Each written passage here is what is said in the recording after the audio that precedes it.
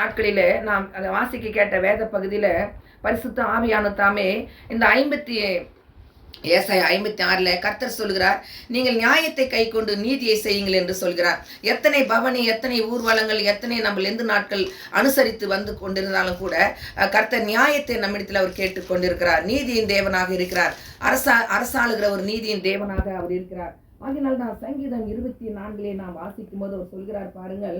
சங்கீதம் 24 யார் அந்த மகிமையின் ராஜா என்று அவர் கேட்கிறார். பூமியின் நிறைவம் கர்த்தருடையது, அவர் கைகளிலே சுத்தம் உள்ளது, இருதயத்திலே மாசில்லாதவர் என்று சொல்கிறார்.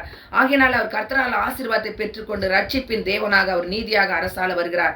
யார் அந்த மகிமையின் ராஜா? அவர் வல்லமுள்ளவர், பராக்கிரமசாலி, அவர் யுத்தத்திலே பராக்கியமுள்ளவர். வாசல்களே உங்கள் தலைகளை உயர்த்துங்கள், அநாதி கதவுளே உங்கள் உயருங்கள், மகிமையின் ராஜா உட்பிரவேசிப்பார் என்று சொல்கிறார். யார் அந்த மகிமையின் ராஜா? அவர் சேனைகளின் கர்த்தராக மகிமையின் ராஜாவாக அவர் உள்ளே பிரவேசித்து கொண்டிருக்கிறார். ஆகையினால கொரிந்து சபைக்கு அவர் 1 கொரிந்தியர் 3 நாம் வாசிக்கும் போது பரிசுத்த ஆவியானவர் தாமே கொரிந்து சபைக்கு அவர் எழுதுகிற வார்த்தை என்னவென்று சொல்லி நாம் பார்க்கும்போது, அதனாலே அநேக காரியங்களை குறித்து நாம் பார்க்கிறோம். கொரிந்து சபையில அநேக பிரச்சனைகள் இருந்தாலும் கூட அவர் சொல்றார், நீங்கள் தேவனுடைய ஆலயமாக இருக்கிறீர்கள் என்றும் தேவனுடைய ஆவி உங்களிலே வாசமாக இருக்கிறது நீங்கள் அறியீர்களா? ஒருவன் தேவனுடைய ஆலயத்தை கெடுத்தால் தேவன் அவனை கெடுப்பார் என்று அந்த இடத்துல நாம் வாசிக்கிறோம். அது பரிசுத்தமான ஆலயம்.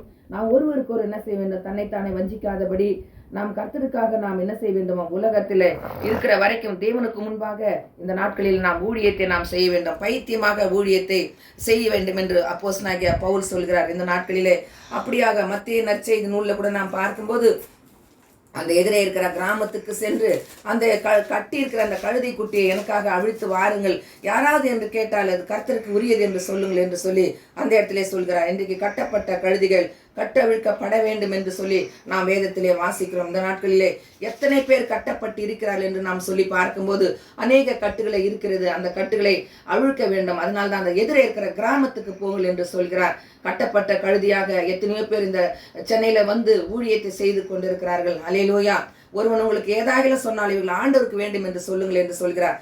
இது உன் ராஜா சாந்தம் உள்ளவர், கழுதியின் மேலும் கழுதி குட்டியாகிய மரியின் மேலே ஏறிக்கொண்டே வருகிறார். சியோன் குமார்த்தி என்று சொல்லுங்கள். தீர்க்கதரிசி உரைக்கப்பட்டது இன்றைக்கு நிறைவேறி கொண்டிருக்கிறது. ஆகியனாலே கழுதியும் குட்டியும் கொண்டு வந்து அவள் தங்கள் வஸ்திரங்களை போட்டு அவளை ஏற்றி திரளான ஜனங்கள் அவர்களை ஆர்ப்பரித்தார்கள்.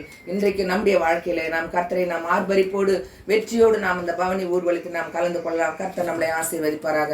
நாம் கண்களை மூடி நாம் ஜெபிக்கலாம். துன்பங்கள் சூழ்ந்து வந்தாலும், தொல்லை கஷ்டங்கள் தேடி வந்தாலும், பயமுமில்லை கலக்கமில்லை, கர்த்தர் நம்முடனே. ஓசன்னா ஜெயமே, ஓசன்னா ஜெயமே, ஓசன்னா ஜெயம் நமக்கே. இயேசு ராஜா முன்னே செல்கிறார்.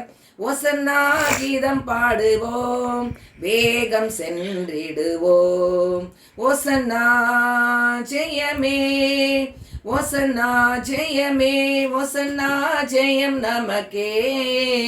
ஸ்தோத்திரங்க தாமே. ஓசன்னா ஜெயம் என்று சொல்லும்போது பரிசுத்த ஆவியானவர் தாமே நீ ஜெயமுள்ள தேவனா இருக்கிறீர். எமக்கு நன்றி ஆண்டவரே. இந்த ஊர்வலத்திலே கலந்து கொள்ளும் போது பாலகர் வரை அப்பா பெரியோர் முதியோர் வரை உண்மை ஓசன்னா என்று துதிக்கும் போது வெற்றியை அப்பா நீர் எங்களுக்கு தரும்படியா இயேசுவின் மூலம் ஜெபிக்கிற நல்ல பிதாவே. ஆமென்.